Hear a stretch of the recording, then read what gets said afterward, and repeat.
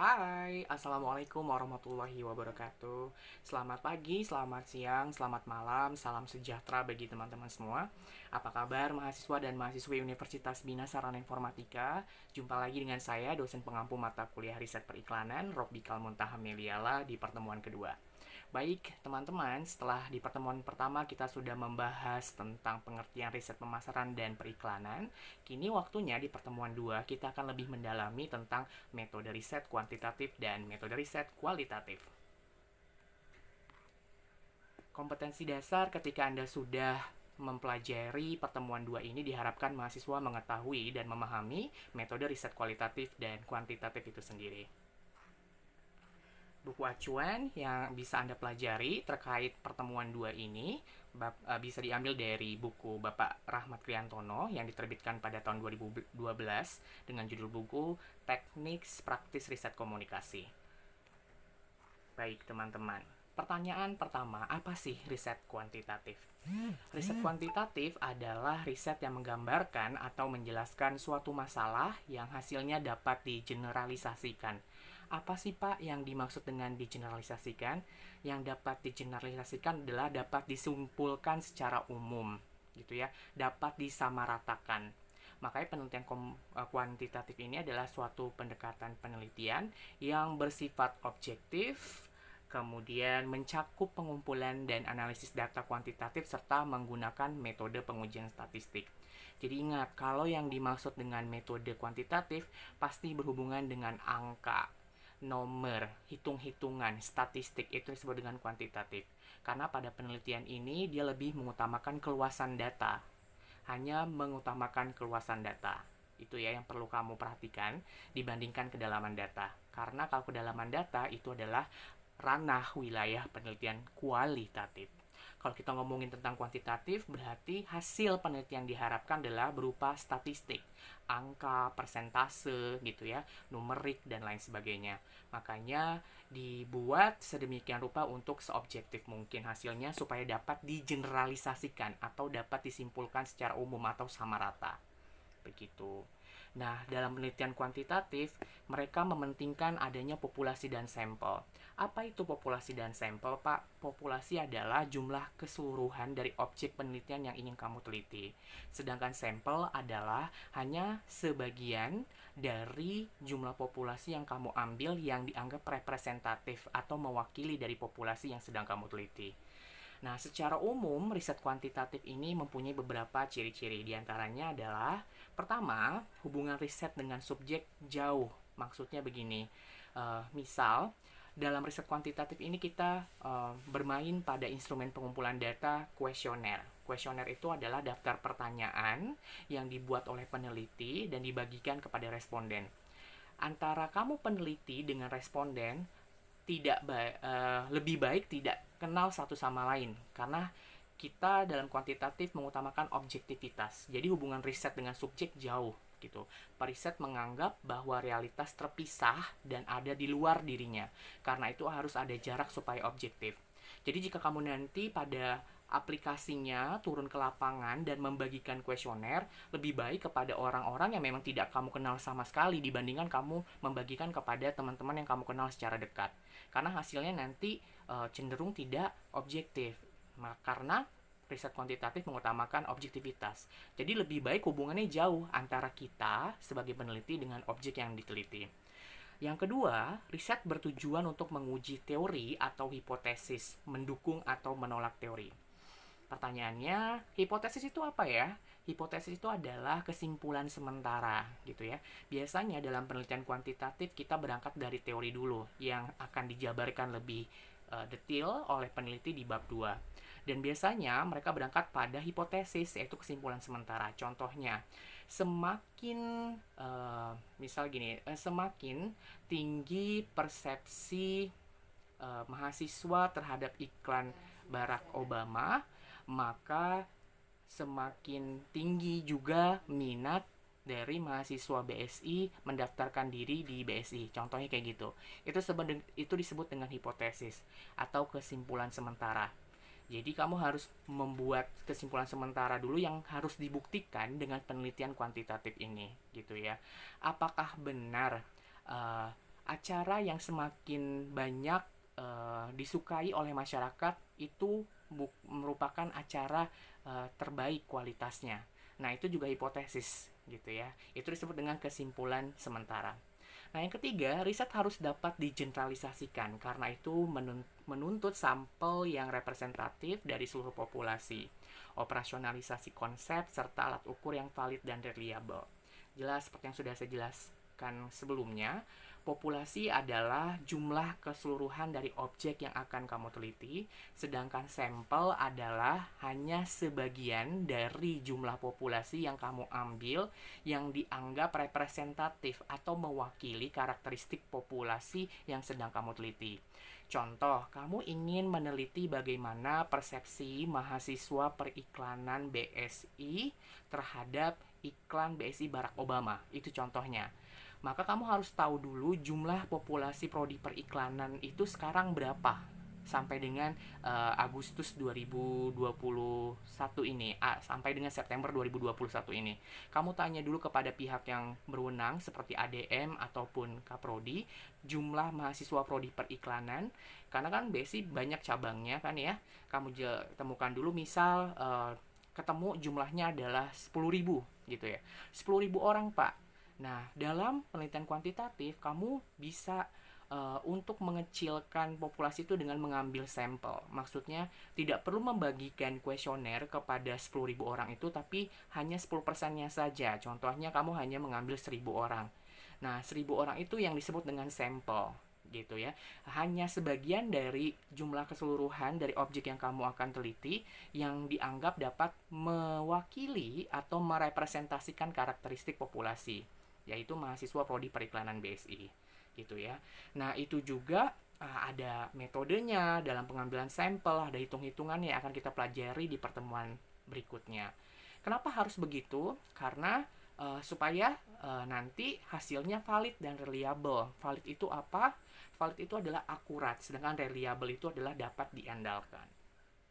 Yang keempat adalah prosedur riset rasional empiris. Maksudnya penelitian berangkat dari konsep-konsep atau teori-teori yang melandasinya.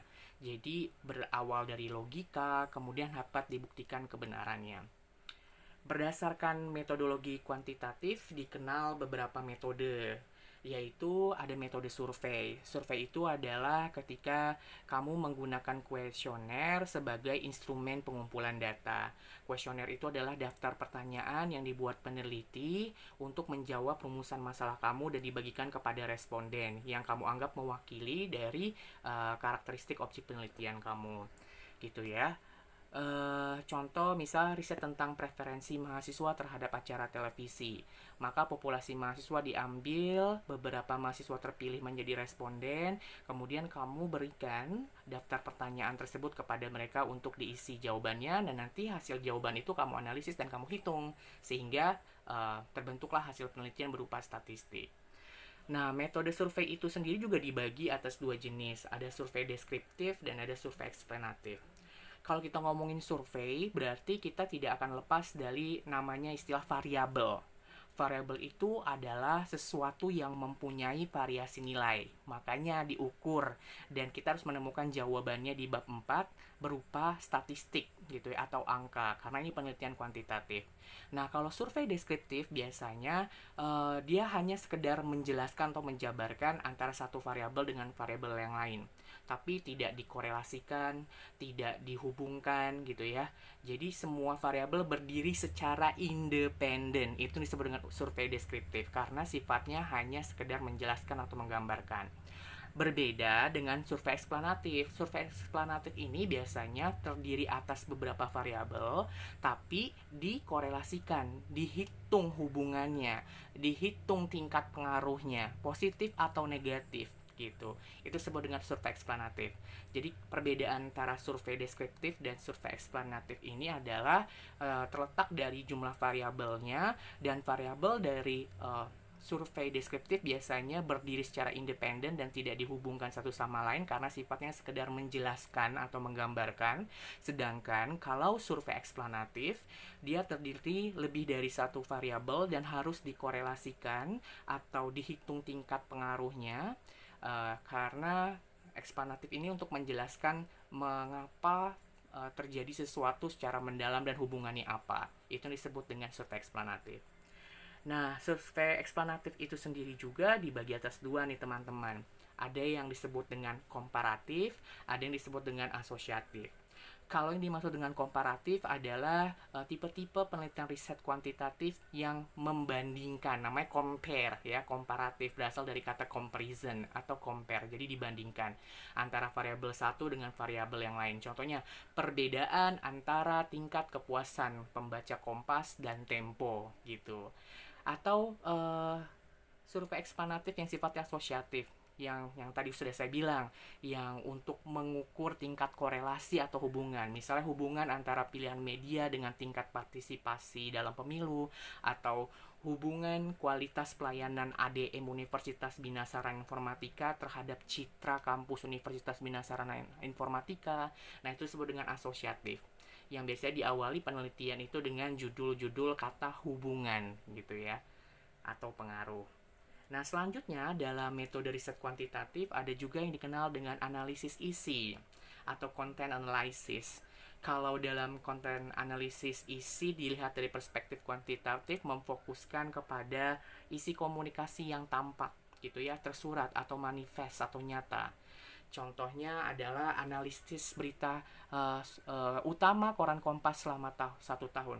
Nah, jadi nih di sini peneliti akan melihat headline dari koran Kompas selama 1 tahun ini, let's say dari Januari 2021 sampai dengan Desember 2021, lebih banyak berita apa sih yang menjadi headline-nya? Berita politika, berita ekonomika, berita humaniora kah, berita olahraga kah, atau berita metropolitan kah? Nah, itu akan dihitung oleh dia. Lebih banyak yang mana dan yang paling minimal untuk diangkat menjadi headline berita apa. Nah, itu disebut dengan analisis isi gitu ya.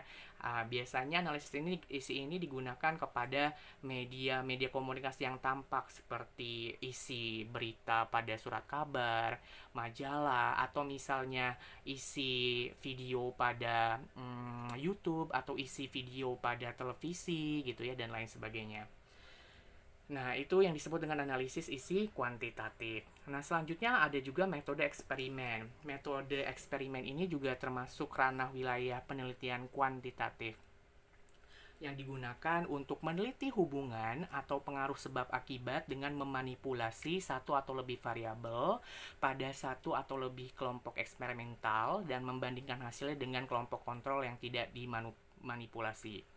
Dalam metode eksperimen biasanya nanti kita akan mengenal uji beda atau uji T gitu ya. Uji beda atau uji T. Contoh dari penelitian ini misalnya begini. Kita akan membandingkan ada 5 orang mahasiswa yang diberikan ruang penerangan yang cukup dengan 5 orang mahasiswa yang diberikan ruang penerangan yang remang-remang.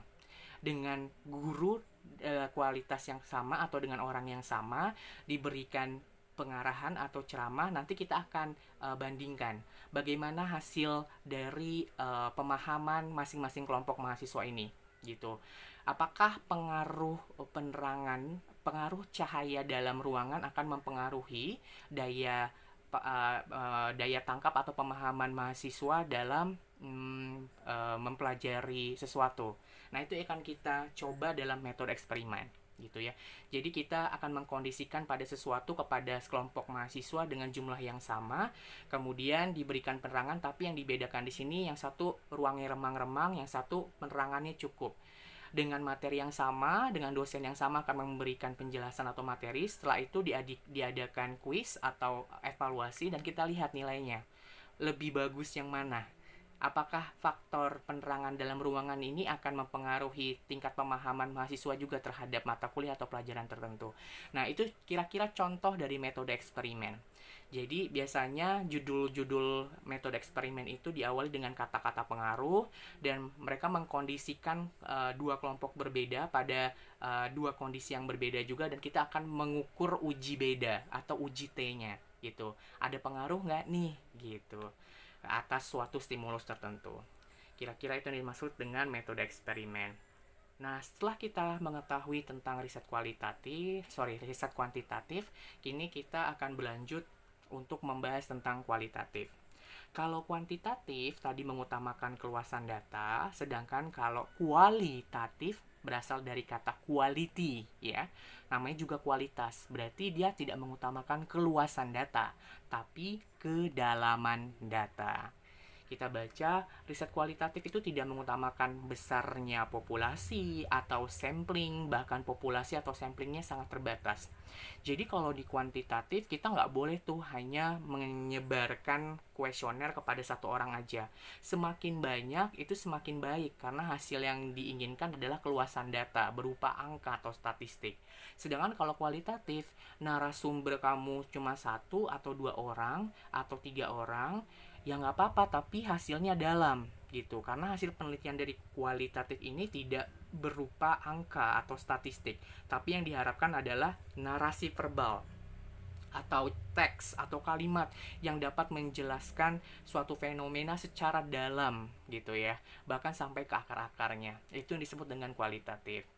Jika data terkumpul sudah mendalam dan bisa menjelaskan fenomena yang diteliti, maka tidak perlu mencari sampling yang lain. Dalam riset kualitatif yang ditekankan adalah persoalan kedalaman ya, karena tadi berasal dari kata quality atau kualitas. Jadi bukan kuantitatif atau quantity atau keluasan data. Nah, ciri-ciri umum riset kualitatif diantaranya adalah intensif. Intensif di sini adalah peneliti kualitatif harus melakukan wawancara yang berulang-ulang terhadap suatu fenomena yang ditujukan kepada key informant atau informan tertentu. Key informant itu adalah narasumber kunci, sedangkan kalau informant itu adalah narasumber pendukung. Jadi kalau di kuantitatif tadi kita sudah bahas dengan bagian kuesioner saja kepada responden yang jumlahnya banyak cukup gitu ya. Semakin kita tidak kenal itu lebih baik. Kalau kualitatif berbeda. Jadi kadang-kadang kita harus jadi temennya dulu, butuh proses yang lama gitu. Karena kita ingin mengorek fenomena itu sedalam-dalamnya, bukan hanya keluasan data. Tidak pola keluasan data yang kita cari, tapi kedalaman data.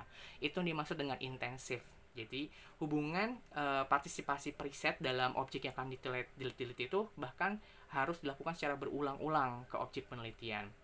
Kemudian penelitian kualitatif harus didasari pada perekaman yang sangat hati-hati terhadap apa yang terjadi, dengan catatan-catatan di lapangan dan tipe-tipe lain dari bukti-bukti dokumenter ya.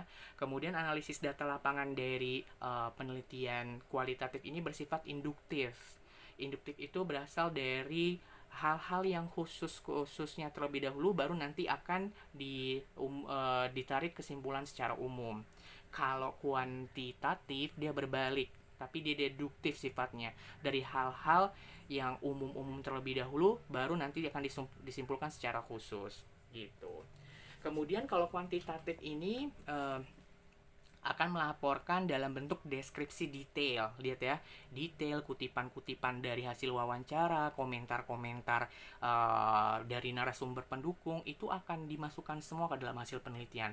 Karena yang diharapkan dari penelitian kualitatif adalah kedalaman data, bukan keluasan data. Yang kelima, tidak ada realitas tunggal. Setiap riset mengkreasi realitas sebagai bagian dari proses risetnya.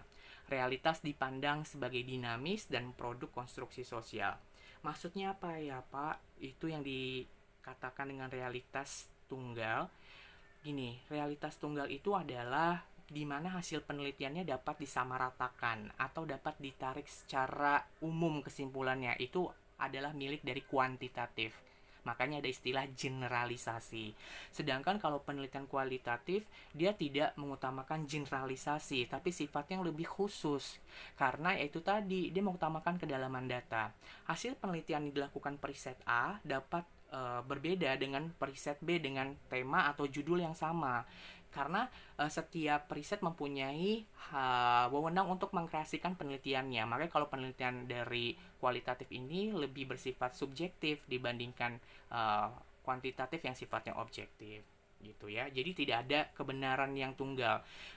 Apa yang diteliti oleh periset A bisa jadi akan berbeda dengan periset B dengan judul yang sama, tergantung dari kacamata perspektif mereka yang mereka gunakan untuk menggali dan menganalisis penelitian mereka, objek penelitian mereka masing-masing gitu ya. Yang keenam, subjektif dan berada hanya dalam referensi preset. Tadi yang sudah saya bilang, cantik menurut A belum tentu cantik menurut B. Contoh, kita sedang meneliti tentang suku Baduy. Si A bilang suku Baduy itu mempunyai gaya hidup yang sehat, tapi si B bilang suku Baduy mempunyai gaya hidup yang tidak sehat. Hal itu wajar saja terjadi pada riset kualitatif, tergantung alasan dan teori yang mereka jadikan landasan atau basis dalam menganalisis data di lapangan yang mana, dan tergantung argumentasi mereka. Itu disebut dengan subjektif gitu ya, relatif konten gitu. Realitas adalah holistik dan tidak dapat dipilah-pilah. Itu tadi ya, karena lebih sifatnya subjektif, jadi realitasnya lebih bersifat keseluruhan gitu dan tidak dapat dipilah-pilah. Periset memproduksi penjelasan unik tentang situasi yang terjadi dan individu-individunya. Ya, dalam penelitian kualitatif, karena mengutamakan kedalaman data, peneliti lebih fokus kepada gejala-gejala yang unik gitu ya. Gejala-gejala yang unik dari suatu orang, dari seseorang, dari sekelompok orang, dari organisasi, kemudian itu akan diceritakan oleh sang peneliti dalam bentuk narasi verbal. Dan yang kesembilan, lebih pada kedalaman daripada keluasan analisis, seperti yang sudah saya jelaskan. Dan hubungan teori, konsep, dan data. Data memunculkan atau membentuk teori baru. Kalau tadi di penelitian kuantitatif lebih kepada menguji teori, sedangkan kalau untuk penelitian kualitatif lebih kepada membentuk teori baru, gitu ya. Ingat ya, kalau kuantitatif lebih kepada menguji teori yang berangkat dari hipotesis tertentu, kalau kualitatif lebih berfokus kepada membentuk teori baru. Nah, metodologi riset kualitatif ada beberapa yang perlu kamu perhatikan. Di antaranya adalah focus group discussion, wawancara mendalam, studi kasus, dan observasi, metode analisis sisi kualitatif, framing, semiotika, maupun analisis wacana. Namun, fokus group discussion dan wawancara mendalam serta observasi lebih tepat dikenal sebagai metode pengumpulan data, bukan metode analisis data. Nah, inilah beberapa metode riset kualitatif yang perlu Anda tahu. Pertama adalah studi kasus. Studi kasus ini biasanya kita akan meneliti dari suatu fenomena atau gejala yang sudah kontroversial atau ada kasusnya dulu gitu. Contohnya misalnya katanya misalnya media massa itu harus netral dan harus memberitakan sesuatu sesuai dengan fakta di lapangan. Tapi kok yang saya lihat di sini, kenapa ya Metro TV dan TV One membingkai suatu pemberitaan dengan konsep yang sama berbeda gitu, terutama pada masa pemilihan umum presiden kemarin antara Joko Widodo dan Prabowo Subianto. Kenapa Metro TV lebih cenderung untuk mengangkat sisi positif dari Joko Widodo, sedangkan kalau TV One lebih mengangkat sisi positif dari Prabowo? Ada apa ini? Nah, itu bisa diangkat dari studi kasus, karena apa yang seharusnya terjadi tidak sesuai dengan apa yang kita lihat di lapangan. Itu disebut dengan metode studi kasus yang bisa diungkapkan riset kualitatif, ya itu tadi dengan metode studi kasus. Makanya mereka membutuhkan sumber data sebanyak mungkin yang bisa digunakan untuk meneliti, menguraikan, menjelaskan secara komprehensif berbagai aspek individu, kelompok, program, organisasi, atau peristiwa secara sistematis gitu. Jadi namanya studi kasus itu harus diawali dari suatu pergesekan atau pergeseran dari apa yang seharusnya dilakukan tetapi tidak sesuai dengan apa yang kita lihat di lapangan. Kira-kira itu ya. Jadi makanya ada kasusnya dulu, baru kita angkat menjadi suatu penelitian. Nah, yang kedua adalah metode etnografi. Metode etnografi ini biasanya dilakukan bagi peneliti-peneliti yang ingin mengetahui kebudayaan dari sekelompok orang lebih dalam atau lebih detail. Yaitu itu tadi, kita ingin mengetahui apa sih perbedaan dari kebiasaan masyarakat Baduy dalam dan Baduy luar. Nah, kita bisa tuh menggunakan riset kualitatif khususnya metode etnografi. Ya, dengan berkunjung selama kurun waktu tertentu ke pedalaman ke budaya ke komunitas atau kelompok masyarakat tersebut, dan kita layaknya peneliti akan juga sebagai observer yang melihat nih, misal dari pagi mereka melakukan apa, kemudian ada ritual-ritual khusus apa saja yang mereka lakukan yang membedakan mereka dengan budaya lain atau budaya orang kota dan lain sebagainya. Ini disebut dengan metode etnografi. Jadi lebih kepada observe atau benar-benar turun ke lapangan, mendekatkan diri kepada sekelompok orang tertentu untuk mengetahui perbedaan budaya yang mereka tekuni dengan perbedaan budaya yang kita tekuni, gitu ya. Biasanya yang akan diceritakan di hasil penelitiannya artefak-artefak budaya yang mereka gunakan, pengalaman-pengalaman hidupnya, kepercayaan mereka, dan sistem nilai dari masyarakat itu sendiri. Nah, dalam melakukan studi etnografi ini, periset melakukan wawancara mendalam tentunya, observasi perilaku, kemudian menelusuri dokumen-dokumen dan artefak-artefak budaya, serta menggelar diskusi kelompok atau FGD. Gitu ya. Studi etnografi juga dilakukan pada dunia pemasaran periklanan untuk mengetahui kebiasaan-kebiasaan, kepercayaan tentang konsumen dan sistem nilai. Iya, benar. Ya contohnya nggak jauh-jauh seperti yang sudah saya jelaskan di pertemuan pertama, yaitu bagaimana Bukalapak membuat suatu konsep iklan komersial televisi versi Imlek, yaitu dengan mengangkat budaya Cina. Mungkin mereka juga melakukan riset pendahuluan dulu apa saja sih yang komunitas kelompok orang Tionghoa lakukan saat merayakan Imlek. Makanya itu mereka akan representasikan dalam wujud audiovisual iklannya itu tadi dengan versi Imlek dengan kata cincai sebagai tagline-nya dan lain sebagainya. Kemudian metode riset kualitatif yang selanjutnya adalah framing. Framing ini adalah metode analisis untuk mengetahui bagaimana cara pandang yang digunakan penulis berita atau wartawan dalam menulis berita. Jadi yang menjadi objek penelitian adalah isi berita dari suatu teks berita, dan kita akan coba analisis bagaimana wartawan ini membingkai suatu berita gitu, dan bisa kita bandingkan antara media yang satu dengan media yang lain. Nah, analisis framing ini juga merupakan analisis untuk mengkaji pembingkaian realitas, peristiwa, individu, kelompok, dan lain-lain dilakukan media massa, yang biasanya kita sebut sebagai proses konstruksi, yang artinya realitas dimaknai dan direkonstruksi dengan cara dan makna tertentu. Dalam prakteknya, analisis framing digunakan untuk melihat pembingkaian berita di surat kabar, televisi yang dikaitkan dengan kepentingan pemilik media. Selanjutnya adalah analisis wacana. Kalau tadi hanya sekedar bagaimana cara pandang wartawan dalam mengkonstruksi suatu realitas dan akhirnya diwujudkan dalam suatu teks berita, kalau ini analisis wacana mempunyai paradigma yang lebih kritis. Dia berupaya untuk mengungkapkan maksud tersembunyi dari subjek yang mengungkapkan suatu pertanyaan. Jadi, pembingkaian berita itu hanya dilakukan di level awal, tapi selanjutnya dia harus turun ke lapangan juga untuk membongkar apa yang sebenarnya motif ingin si wartawan itu lakukan sehingga menulis berita itu. Apakah ada ideologi tertentu yang mereka ingin sampaikan melalui beritanya, ataukah adakah kepentingan penguasa di balik media yang menuntut wartawan untuk membuat berita itu. Nah, kira-kira contohnya seperti yang tadi sudah saya jelaskan juga tuh, ketika di masa pemilu antara Presiden Joko Widodo dan calon Presiden Prabowo Subianto pada beberapa waktu yang lalu, Metro TV dan juga TV One mempunyai cara sendiri dalam mengemas beritanya atau mengkonstruksi beritanya. Si Metro TV mungkin dianggap beberapa pemerhati media lebih mengangkat sisi positif dari Joko Widodo sebagai kandidat terkuat untuk menjadi presiden, sedangkan kalau TV One lebih mengangkat sisi positif dari Prabowo Subianto untuk dijadikan presiden. Nah, mengapa bisa terjadi? Sedangkan kita mengetahui bahwa media seharusnya harus berimbang. Nah, kenapa ada hal seperti itu? Nah, dalam analisis wacana, kamu sebagai peneliti harus turun ke lapangan juga untuk melihat apakah ada kekuasaan yang melatar belakangi di sini, atau adakah kepentingan pemilik media terkait kepentingan politik tertentu sehingga mereka harus membuat berita sepositif mungkin mengenai si calon ini. Ada kepentingan politik apa di sini? Nah, itu disebut sebagai analisis wacana atau discourse analysis. Nah, banyak sekali sih model-model analisis wacana yang diperkenalkan para ahli, tapi yang familiar dilakukan oleh akademisi dan praktisi, yaitu analisis wacana model dari Halliday dan Norman Fairclough. Gitu, teman-teman. Nah, selanjutnya ada semiotik.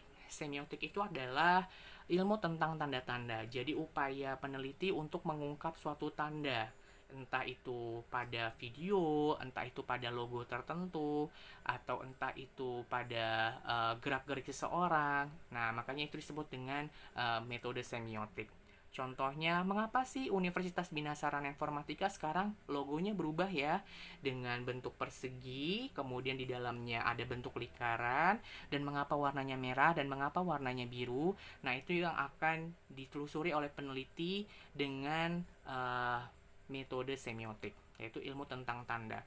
Karena setiap warna yang akan dituangkan oleh seseorang atau sekelompok orang itu pasti mengandung arti dan dapat dimaknai berbeda-beda oleh para penerimanya atau target halayaknya. Itu yang akan dibahas di metode semiotik. Nah, kombinasi riset kuantitatif dan kualitatif. Kedua pendekatan penelitian ini digunakan secara bersama dalam sebuah riset. Tujuannya untuk mendapatkan hasil penelitian yang lengkap. Jelas, karena manusia hanya mempunyai panca indera. Kita mempunyai keinginan tahu yang tinggi terhadap sesuatu yang ada di sekitar kita. Tapi kita juga harus realistis untuk menjawab rumusan masalah tidak sekaligus gitu. Makanya hanya bisa diarahkan kepada kuantitatif atau kualitatif jenis penelitiannya. Oleh karena itu, untuk memenuhi keinginan tahuan kita sebanyak-banyaknya, apakah riset kuantitatif dan kualitatif dapat disatu padukan, Pak? Jawabannya bisa, tapi hanya untuk sebagai metode pengumpulan datanya saja. Untuk paradigmanya tetap kita harus memilih mau positivistik atau mau post positivistik atau konstruktivis atau kritis. Jadi untuk paradigmanya tetap kita harus menentukan satu saja, tapi untuk mengolah datanya kita dapat memadupadankan antara pemikiran kuantitatif dan kualitatif. Misalnya, periset dimungkinkan melakukan wawancara dengan responden bersamaan dengan pengisian kuesioner. Misalnya dia memang utamanya adalah ingin mengetahui angka berapa persen persepsi dari mahasiswa BSI terhadap tayangan iklan BSI Barack Obama. Jelas. Tapi ketika membagikan kuesioner kepada responden, si peneliti pun juga melengkapi dengan wawancara yang mendalam di luar konteks dari kuesioner yang sudah dibagikan. Itu sah-sah saja terjadi. Berarti menulis itu memfasilitasi wawancara mendalam ini sebagai pelengkap gitu ya, supaya angka yang dituangkan hasil penelitiannya dapat dijelaskan secara nyata di hasil penelitian tadi.